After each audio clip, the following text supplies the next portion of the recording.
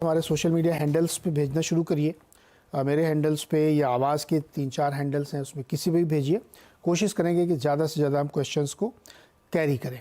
लेकिन सवाल जवाब करने से पहले एक और बड़ी इंपॉर्टेंट खबर, उस पर बातचीत करें। नेचुरल गैस को जीएसटी के दायरे पर लाने पर बात बनती दिख रही है। सीएनबीसी आवाज़ को एक्सक्लूसिव खबर मिली है कि जीएसटी काउंसिल की बैठक में यह प्रस्ताव लाया जा सकता है।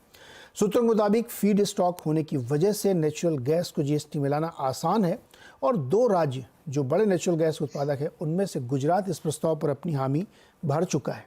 पूरी खबर के लिए बातचीत करते हैं हमारे सहयोगी आलोक प्रियदर्शी से। आलोक, बताइए विस्तार से क्या खबर है ये?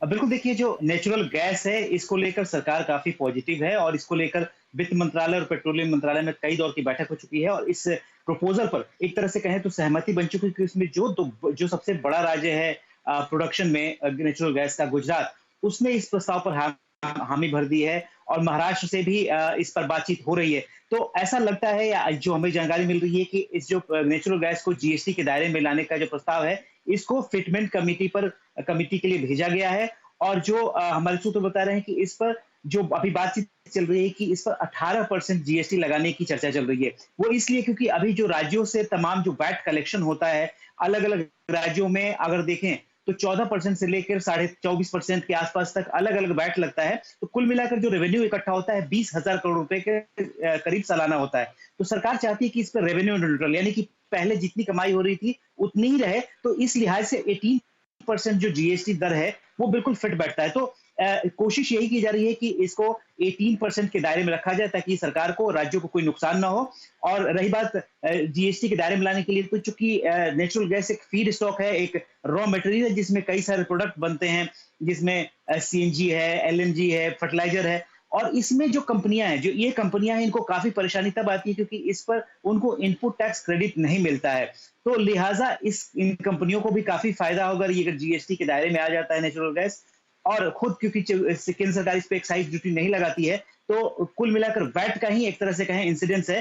तो वैट रिजीम खत्म होने से पूरे देश में एक समान जीएसटी दर रहेगा और कोशिश ये की जा रही है कि 18% की दर में इसको शामिल कर लिया जाए। तो नेचुरल गैस को लेकर जो आगामी जीएसटी काउंसिल की बैठक अगस्त के एंड में हो सकती है, उसमें इस प्रस्ताव पर चर्चा हो सकती है।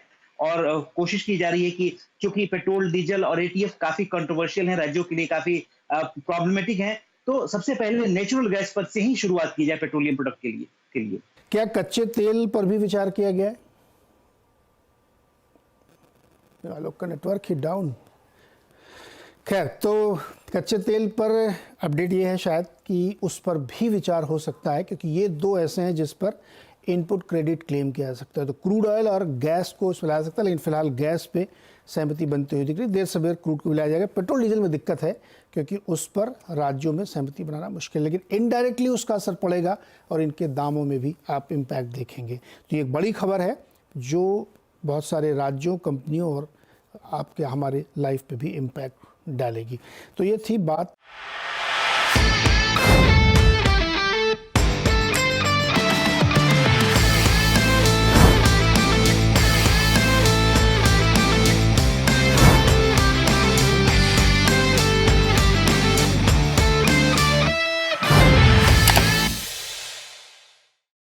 बता दें कि मनी कंट्रोल पर दिए गए विचार एक्सपर्ट्स के अपने निजी विचार होते हैं। वेबसाइट या मैनेजमेंट इसके लिए उत्तरदायी नहीं है। यूजर्स को मनी कंट्रोल की सलाह है कि कोई भी निवेश निर्णय लेने से पहले सर्टिफाइड एक्सपर्ट की सलाह लें।